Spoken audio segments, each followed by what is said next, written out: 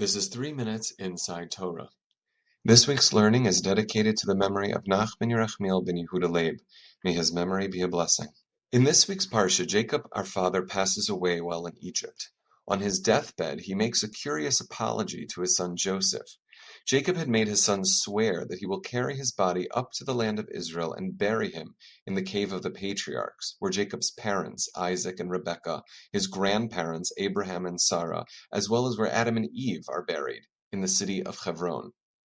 Joseph, seeing how much Jacob cared about being buried in Hebron and understanding its intense spiritual significance, is pained, realizing that his own mother had not been given this honor. Rachel died in childbirth decades earlier while traveling with Jacob, returning to the land of Israel.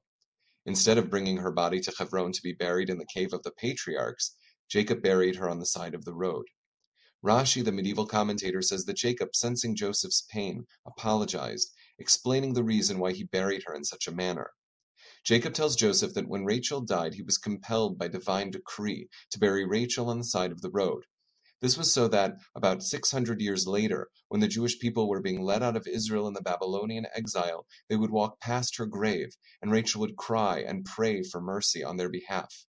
God himself declared then that the return and ultimate redemption of the Jewish people will be due to the merit of Rachel's act. How do we understand this, and how is this a comfort for Joseph? The Lubavitcher Rebbe explains that Rachel herself wanted to be buried on the road.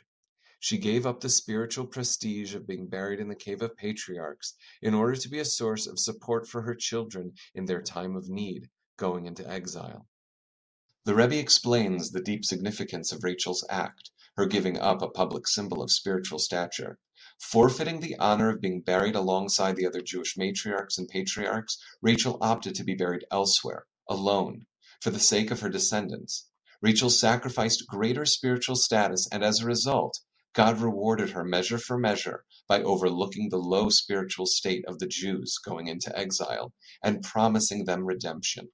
By Rachel letting go of outward spiritual glory, her exiled children merit salvation. Rachel's act, says the Rebbe, represents a more feminine element of divine service.